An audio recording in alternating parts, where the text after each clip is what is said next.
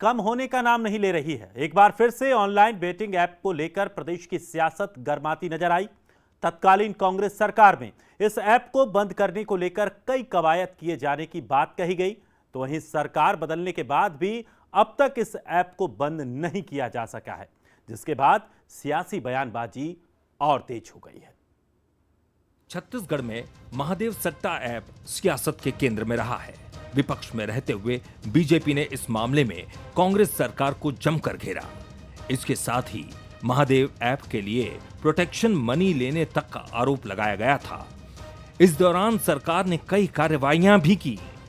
इस ऐप को बंद करने के लिए केंद्र सरकार को पत्र भी लिखा था। प्रदेश में अब सरकार बदल चुकी है। अब डबल इंजन की सरकार होने के बाद भी अब तक महादेव सट्टा ऐप को बंद नहीं किया जा सका है। यही वजह है कि अब कांग्रेस इसे लेकर बीजेपी सरकार पर हमलावर है। कांग्रेस प्रदेश अध्यक्ष दीपक बैज का कहना है कि यही तो कथनी और करनी में अंतर है। बीजेपी को चुनाव से पहले सब भ्रष्ट नजर आता है, चुनाव जीतने के बाद यही उनकी आय का जरिया बनता है। अगर छत्तीसगढ़ के युवा महादेव ऐप से उनको नुकसान हो रही है, बर्बादी हो रही है, तो ये सरकार उनको श्रेय क्यों दे रही है, उनको प्रश्रय क्यों दे रही है, उनकी संरक्षण क्यों दे रही है, उस पर कार्रवाई क्यों नहीं कर रही है?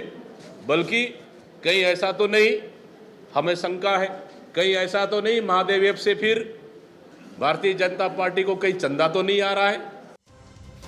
महादेव सट्टा ऐप में अब तक कई बड़े लोगों पर कार्रवाई हो चुकी है।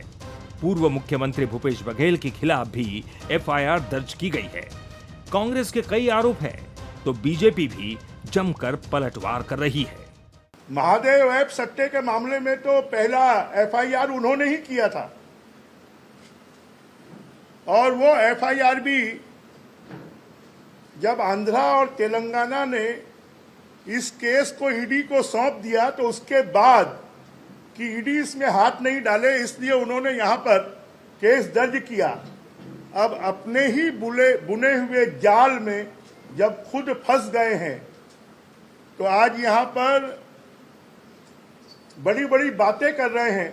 लोकसभा चुनाव नजदीक है, ऐसे में महादेव सट्टा ऐप भी मुद्दा बनकर उभर चुका है। विधानसभा चुनाव में जहां बीजेपी इस मुद्दे को लेकर लगातार कांग्रेस पर हमलावर थी, तो अब कांग्रेस भी सवाल उठा रही है।